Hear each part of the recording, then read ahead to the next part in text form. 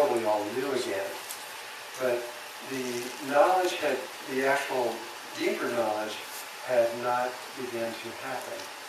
Then about, I don't know, I have to guess, I'm just guessing, about a year ago, Moonbots came here to Sedona to show me something. They had found 2 more codices in Los Angeles, in an old museum, about 10 years ago, and were given photographs of these things. And they went back secretly and began to look at these to see what they had to say. They didn't know for sure if they were real in the beginning, and it wasn't until just recently that they found out that those 2 codices have been carbon dated back to about 1300 AD, and that they've been authenticated by 2 universities, which is what's necessary to make sure that they're really real. So they were real. He brought one of these up here to Sedona, which is called the Kindle Codex. Is what they named it. And this one settled a dispute between the 2 primary Mayan councils. The Itzá Mayan Council in Mexico and in the Yucatan have long said that there were crystal skulls. But the Guatemalan Mayan Council, with Don Alejandro, have been saying publicly that that wasn't true, that the Mayans had never been involved in crystal skulls, and that it was their fantasy. However, when he laid out this codice, which has been authenticated as real, it was 13 pages long in an accordion fashion, so it was folded like that. And it also had images on the backside, which is a little rare for what we know. And there it is on the very first frame of this codex, was them doing ceremonies holding 5 crystal skulls. And through this entire thing, they are carrying these crystal skulls, which looks like to me the Chichen Itza pyramid. And then on the backside, they're coming back out of the pyramid with this transformation taking place. And so we know for certain now, it is not a matter of debate anymore that the Mayans have been involved in crystal skulls for at least since 1300s. And so when they got back, when Moonbots got back to Rolbe, the Itzá Council of Elders, Mayan Council of Elders, decided that they wanted to take this a little bit further. And so they called me up and asked me if I would find these 2 original codices and find if there was some way that this museum would sell these, or so that they could buy them and get them somehow, physically. The only thing he told me was, it's a museum in LA and it's little.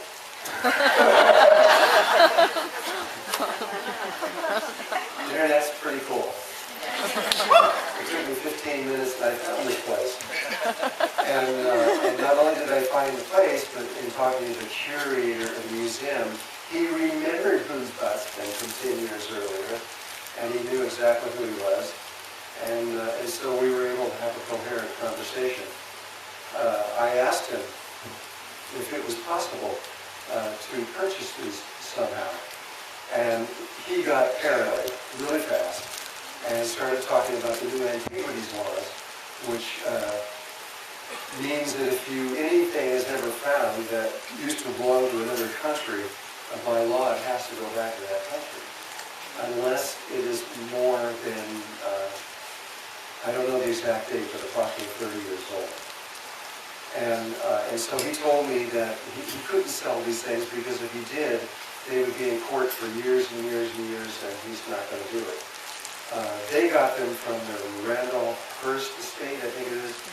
Is it Randolph? Yeah. And that was done in the 1920s. And so they're legal here, but they didn't want to get into court battle. So he said no, we wouldn't do it. But, and this is a huge, huge little but, he just happens to mention, just happens to throw out this little piece of information, that in the basement of this museum, there is over 1,000 codices. 1,000. This is incredible.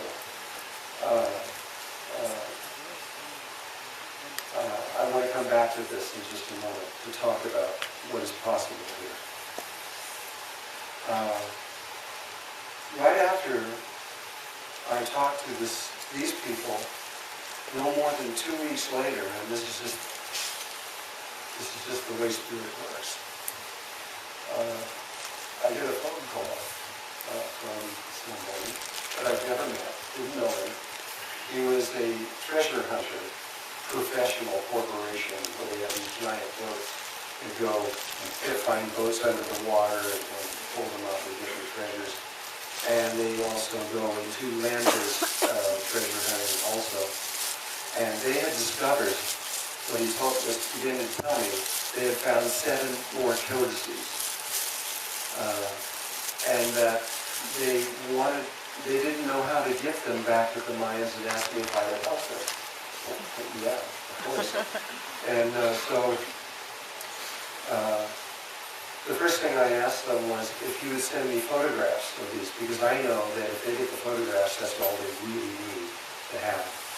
And we did. We got them. He photographed them all, put them on CDs, sent them to me.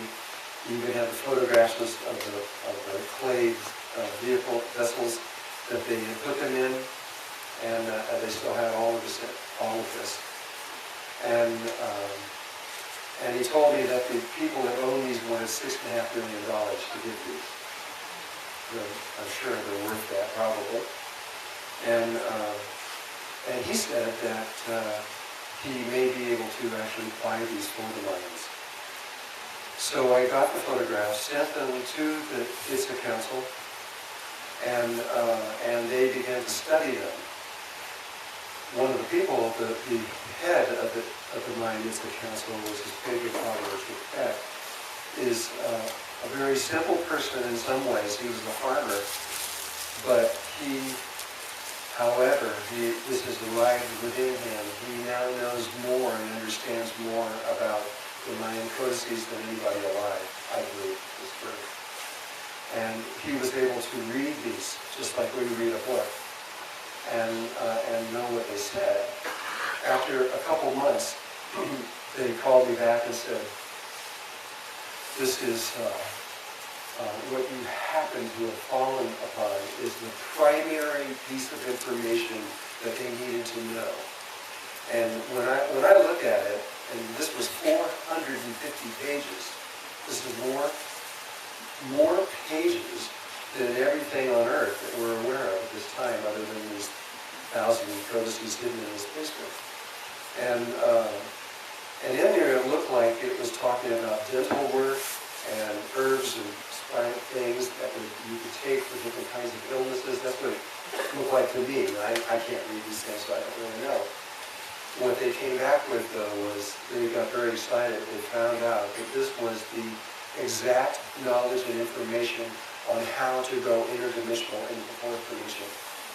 And it was exactly the piece of information that they had to know to proceed further into what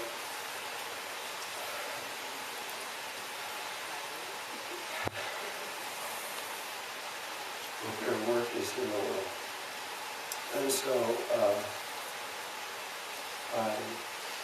but now that this has come out,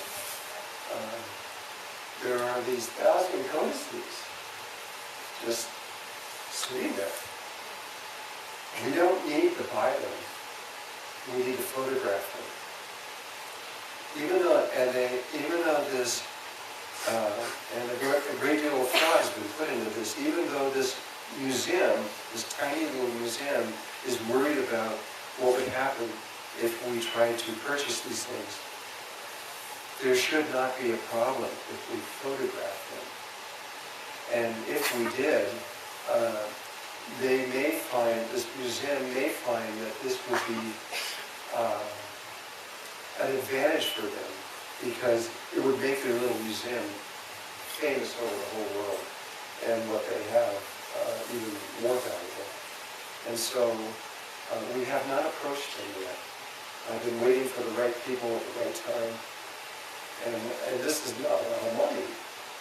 It just needs the right people to convince them that this is the thing that should be done. And in a period of, this is probably what we have estimated about 75,000 pages of information. And though I am Unify Earth, who some of you know who that is and what is about behind that, is looking at perhaps some way of doing this. If it is possible that the right people are here, I would like to talk to you, because I think that if we can convince them that this is not something that would require court, that it would be no more than just photographing something on one of their walls.